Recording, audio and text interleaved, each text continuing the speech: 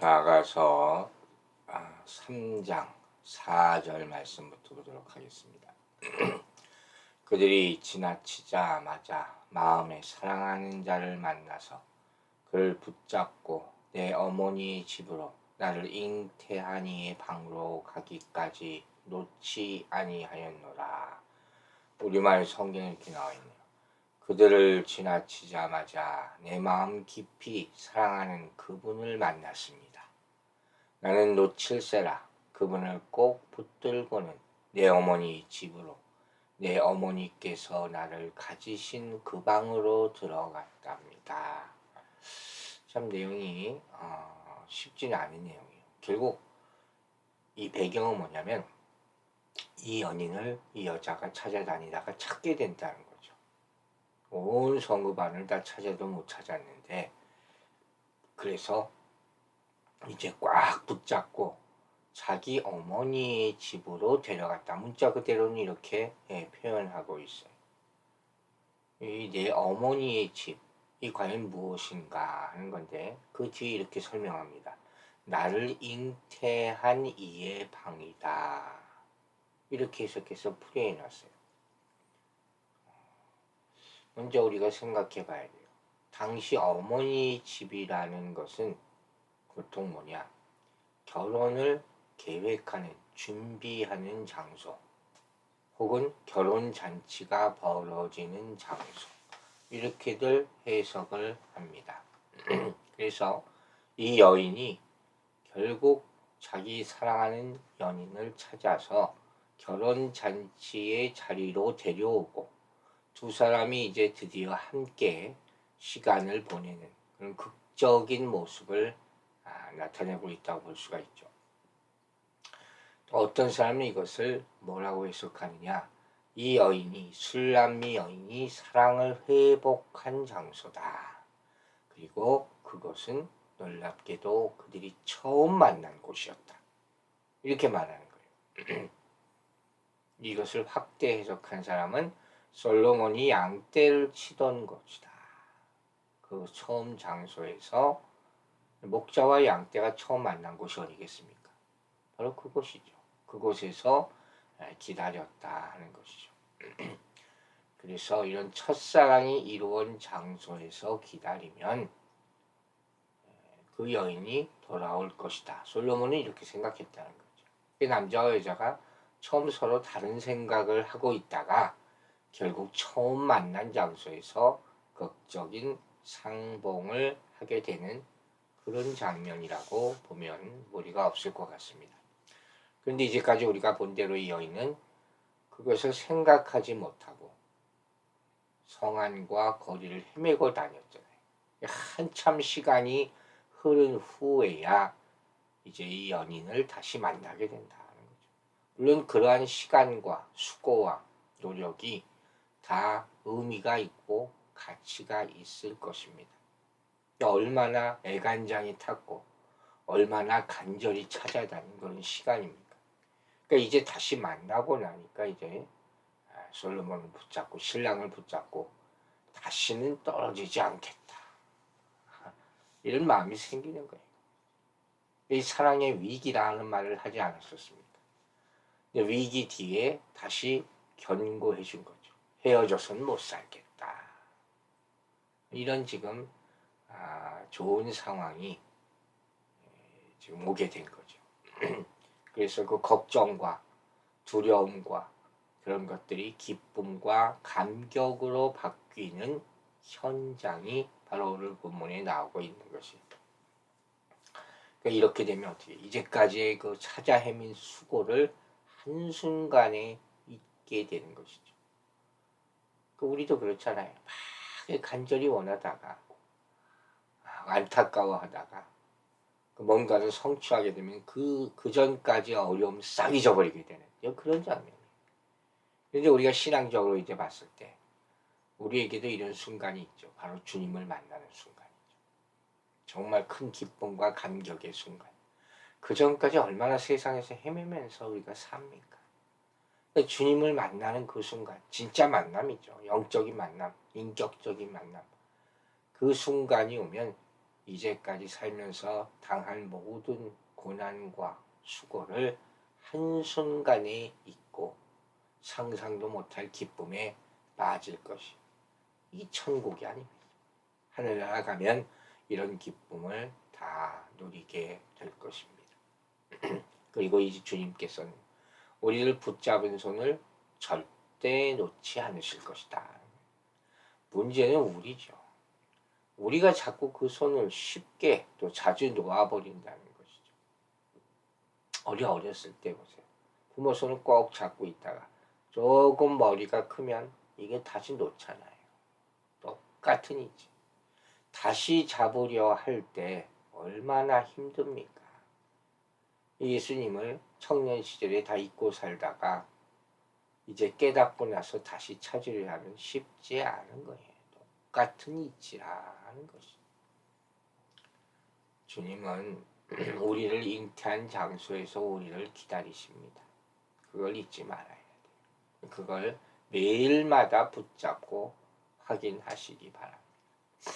성경을 보면 에베소 교회에 대한 첫사랑이 계시록 2장에 나와요. 이게 뭐라 그랬습니까? 어디서 떨어졌는지 생각해보라. 참 가슴 깊이 새겨야 될 말씀이에요.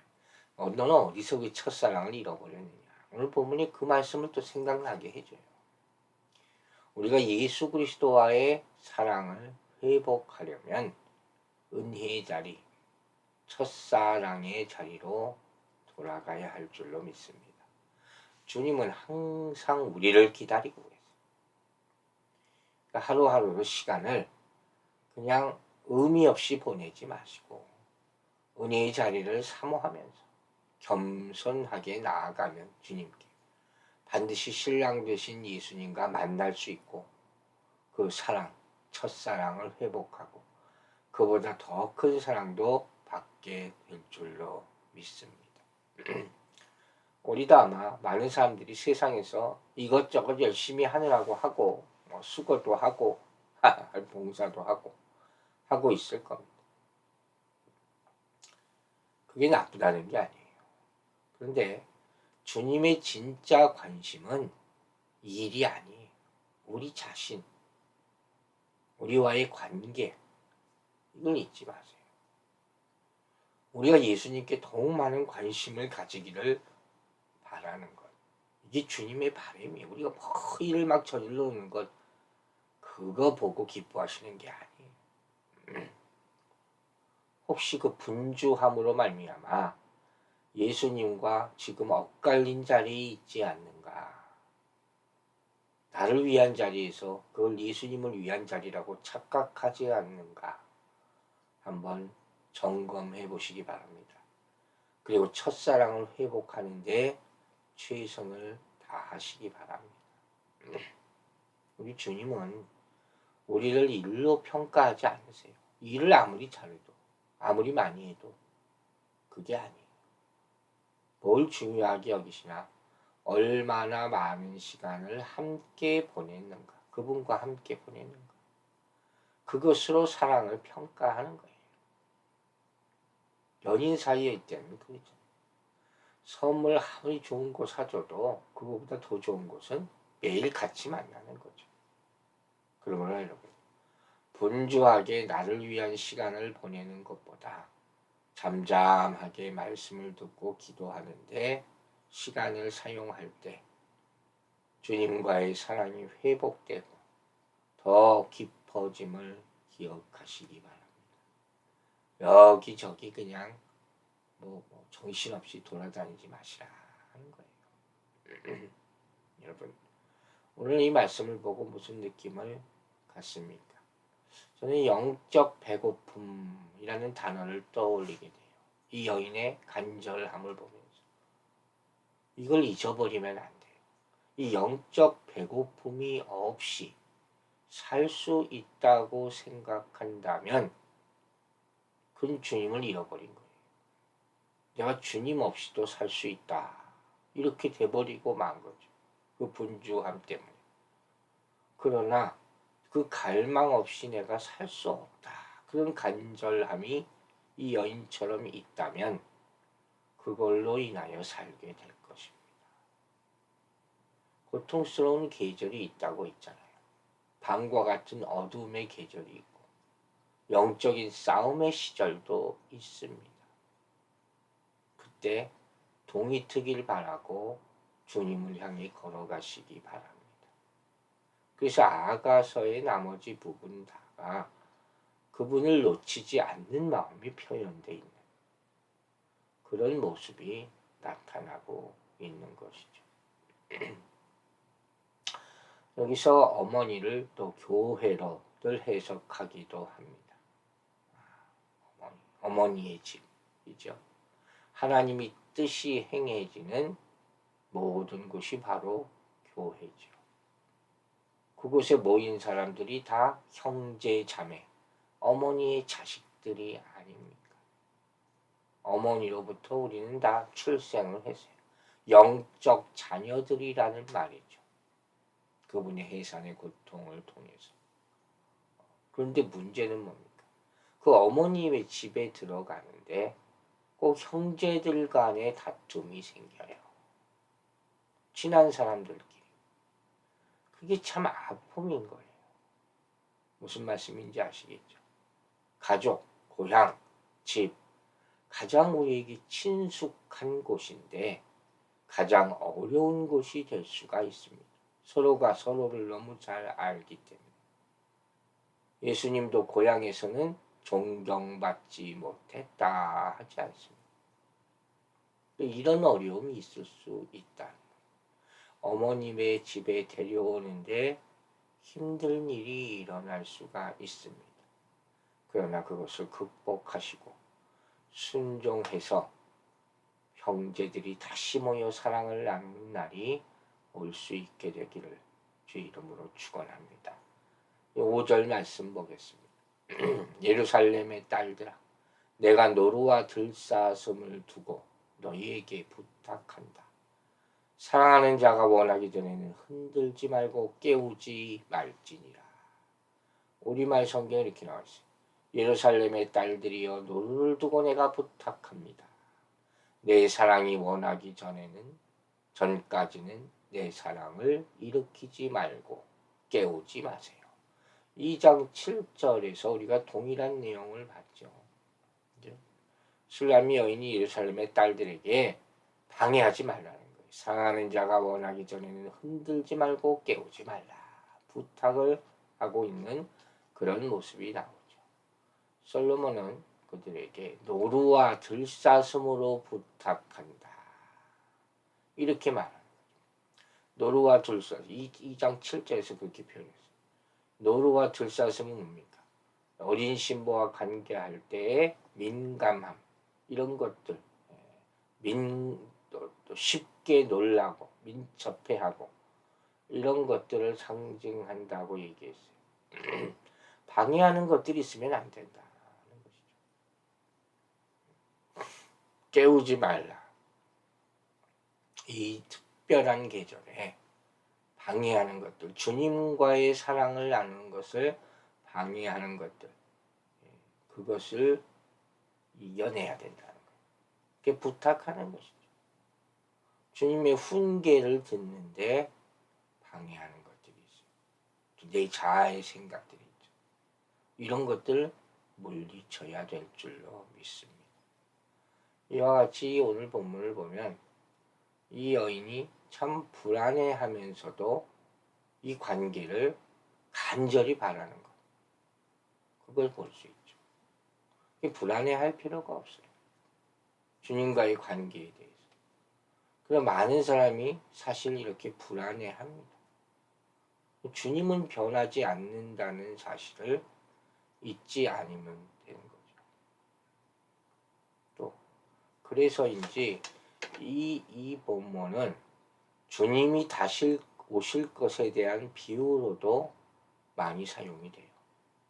아마 이 아가서를 다 마치고 나면 다른 구절을 여러분들이 묵상할 때 이 아가서의 비유가 많이 떠오르게 될 거예요. 특별히 주님과의 관계를 설명할 때. 그 뭐냐? 바로 우리는 주님이 다시 오실 것을 믿으면서 혹은 믿는다고 하면서도 혹시 오지 않으시는 어떡하나. 불안해한 또 혹시 우리가 주님과 함께 영원한 하나님의 나라에 들어가지 못하면 어떡하나. 그렇게 걱정하고 두려워할 수도 있다는 거예요. 이해가 가시죠? 바로 이 두려움이 이 여인이 연인과의 결혼이 무산되지 않을까 하는 불안함을 가진 것과 마찬가지다 하는 그런 말씀을 지금 하고 있는 거예요. 여러분 이해가 가십니까? 그리고 꿈속에도 그런 생각이 많다 보니까 꿈속이라도 막 생각이 나는 거예요. 이 여인을 찾아야 된다. 얼마나 불안하면 그렇겠습니까? 결국 이 어머니 집으로 오게 되잖아요. 마찬가지. 우리도 꿈속에서도 이렇게 주님을 찾아야 돼요. 그리고 결국 주님을 붙들어야 돼요. 여러분 주님은 반드시 다시 오실 줄로 믿으시기 바랍니다. 그리고 영원한 생명의 땅으로 인도해 주실 것을 믿으시기 바랍니다. 적당히 믿으라. 이런 사람들 경계합시다. 꽉 붙잡아 주세요. 슬쩍 보고 믿는 척하지도 맙시다. 이 여인의 고난을 우리는 이제 교훈으로 받았으니까 똑같은 일을 당하면 안 되지 않겠습니까? 여기까지 어떻게 왔는데 한번 생각해 보세요. 그 사랑이 얼마나 컸는데 그걸 놓치려고 합니다. 이젠 절대로 놓쳐서는 안 될 것입니다. 이제부터 한시도 주님을 꿈에서도 잊지 말고 꽉 붙잡아서 다시 사랑을 시작하게 되기를 주의 이름으로 축원합니다. 기도하겠습니다. 아버지 하나님 감사합니다. 꿈속에서라도 주님을 만날 수 있는 기쁨을 누리게 하여 주시고 현실에서도 우리 신앙이 떨어지지 않도록 도와주시옵소서. 그 첫사랑을 항상 기억하게 하여 주시고 그 첫사랑 안에서 또 더 큰 사랑 안에서 주님과 하늘나라 갈 때까지 동행하게 하여 주시옵소서. 오늘도 주의 말씀으로 단단히 우리를 묶어주시고 어디서 무엇을 하든지 주님으로부터 떨어져 나가지 않도록 또 만약에 어떤 방해가 있다 할지라도 이겨내고 주님이 기다리고 계신 어머니의 집 그 자리로 돌아올 수 있도록 인도하여 주시옵소서. 감사드리며 예수 그리스도의 이름으로 기도했습니다. 아멘.